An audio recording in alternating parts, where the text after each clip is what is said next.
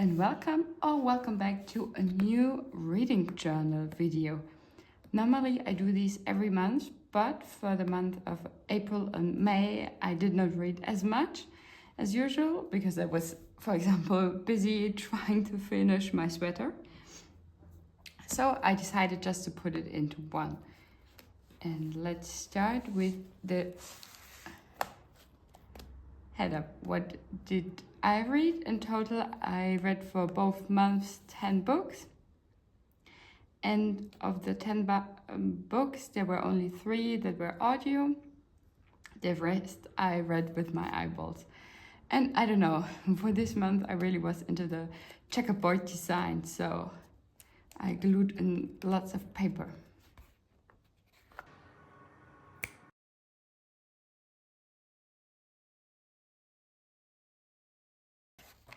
Okay, then starting with an audiobook. Group Chat for Breakfast. I read it, or I listened to it in German, and I have to say, for me, this was just an okay story, not really bad, but also not something to rate really highly. It was basically about a story about a Jewish girl on her quest to find a husband, mainly pushed to that because of her mother, who really wants her to marry, and how, or if she finds a husband, the different candidates that she tried out, and also just some insight into regular family life and adulthood. Then I read something in Spanish. In Garcia, there's a really cute second-hand bookstore. So I picked up a couple of books when I was there. One of them, La Pequeña Librería de Venecia. Even though it's not playing in Spanish, I still really love the atmosphere. I could really picture Venice. And it was basically placed at a bookstore, and they did lots of cozy bookstores events, so the setting was really, really great. What just threw me off a little bit was that there are lots of different timelines. You had the past, the present, but then there are also lots of people and different places involved. Sometimes I got a little bit lost, but in the end I really enjoyed reading the story. Then another audiobook that I think if it would have been a book that I read, I would not have finished it, but it was quite short, only 4.5 hours of listening, so I just powered through it. But I think this was really a story targeted more to a younger audience. A girl in college who by accident summons a demon, and then they basically try to sever their bond. And I think it's sometimes a little bit sad when the main character doubts herself so much, has no self-confidence, and I don't really like main characters that are written like this. So yeah, it was okay for passing time, but it was not something that I enjoyed too much.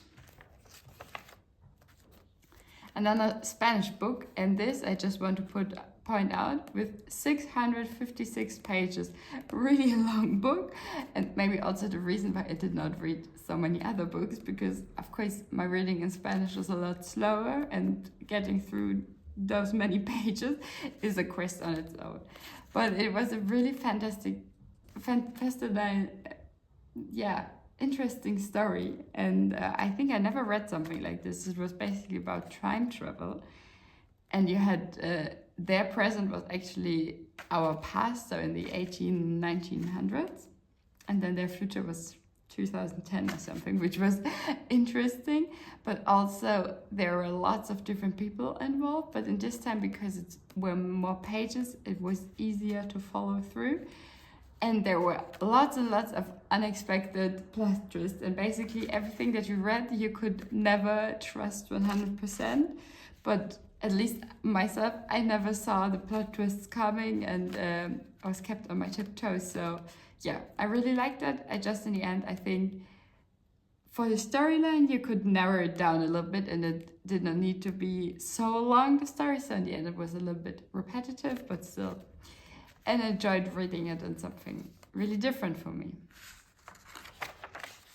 Then I tried something, but I'm not too sure if I like the outcome, to paste in another paper just to have more space for the decorations, but I'm not too sure. Then I did not have so much to say of the book in the end, so I don't know. We'll keep trying and seeing different opportunities how to decorate this book. This is called the Book of Deleted Words. I don't know if that's a literal translation of the title. It was also an audiobook for me, and I did not know, but this is actually the second part of, I think it's a 5-part series. So maybe in the beginning it was a little bit confusing, and you not yet went on the character journey, but yeah, in general, I think it was still a really interesting concept where you could basically read yourself into books, and all the characters of these books, they are real persons or have a real personality, not just the main story, and they enjoy other adventures, and then somebody comes in, a bad person who wants to destroy that and have that power for himself. And as I said, the idea was good and I enjoyed that, but sometimes I felt like the characters were just, I could not really connect with them. There was a mother who's probably in her 70s or something, and she was just too flirty with everybody, which made me quite uncomfortable at times. And yeah, I could not really connect with the characters, which of course helps to really connect with the story as well. But overall, for passing time, good enough, I would say. Solid 3. Then this was one of the books that I read when I was on vacation in Thailand, and it's called Well Actually. And I also read it in English. And basically it reminded me so much of the series Chicken Shop Date, if you know this one on YouTube. And if you like it, probably you're also gonna like the story, because it's a real similar thing where she's the host of a show where instead of eating chicken, they eat hot dogs, and he becomes one of the guests, and basically he tries to win her over in a couple of dates. And yeah, it was a fun read, nothing too serious. Sometimes for me personally, she was a little bit too hard to get, because he was really trying and planning all these amazing dates and everything, and she was still, no, I don't want you, and I cannot forget your past and stuff, which, I don't know.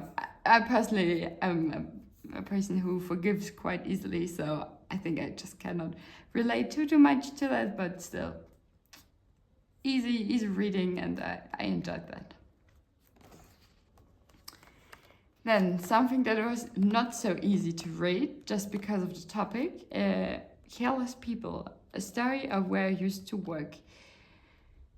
This is a story of an insider, so Sarah Wynne Williams, who worked for lots and lots of years at Facebook, especially in the beginning, and how it was working there, basically, and how these leaders of these high-tech companies make their decision.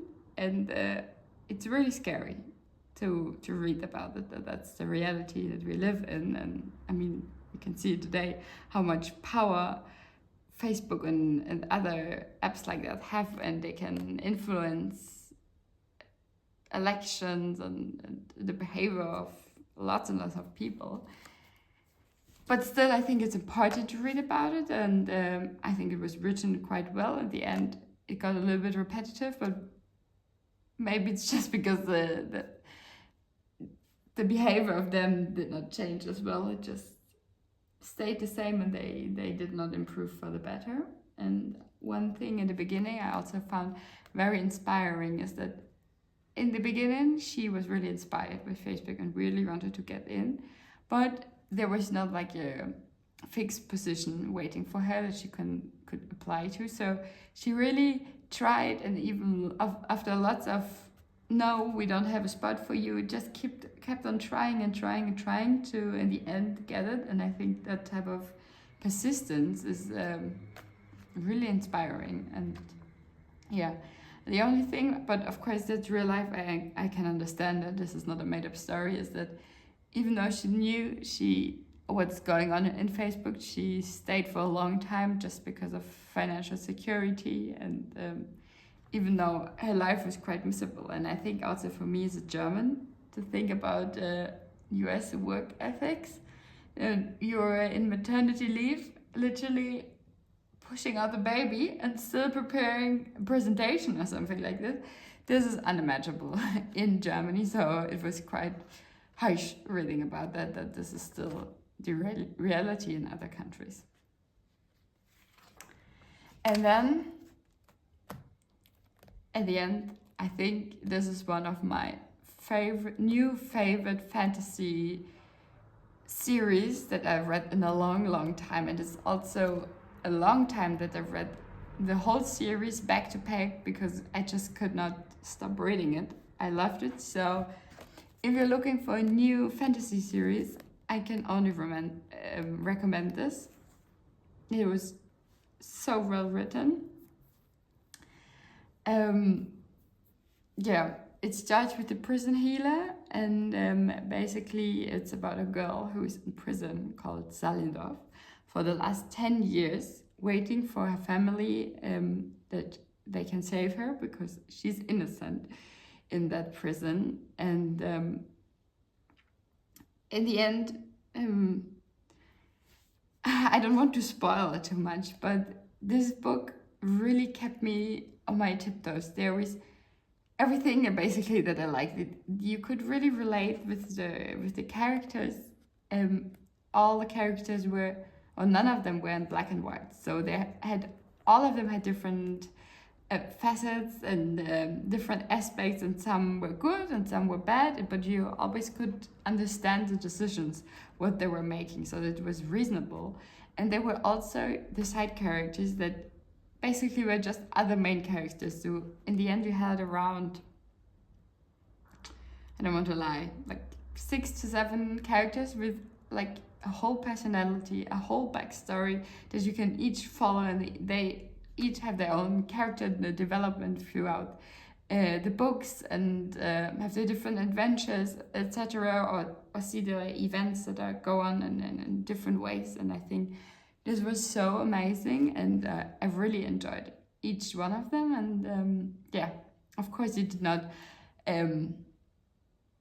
hurt that there were some magical elements to it away as well, just to spice up the story. But talking about spiciness, this book had a real slow burn romance, really slow burn, but it got never spicy, but still you could really root for them, and you were hoping that they were just, finally, please just kiss, or tell each other that you love each other. But yeah, and for myself, I prefer slow burn much more than just spiciness and not a real story behind them.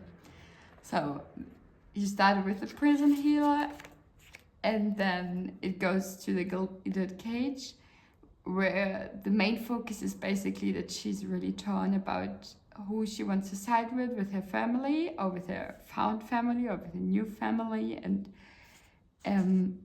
understanding the different parts better, and also that you learn that the story can have many parts, and everybody just tells you the parts that benefits them. So you really have to be aware of that and just not trust anybody blindly.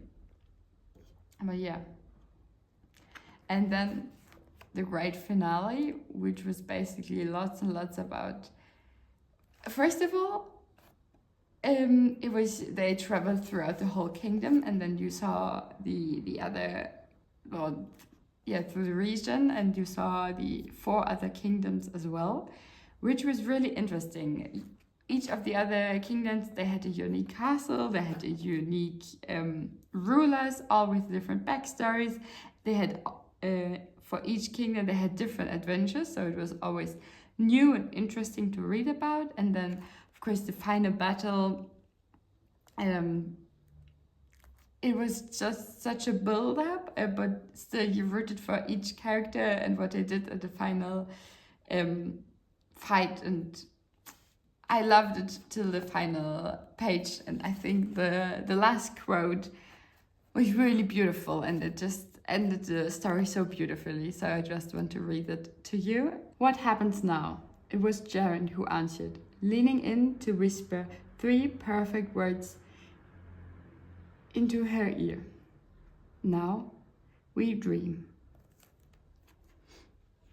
And that was everything that we read, or that I read, for the month of April and May. And I hope you find some new book inspirations. And I hope for June I managed to read a little bit more. So stay tuned for that.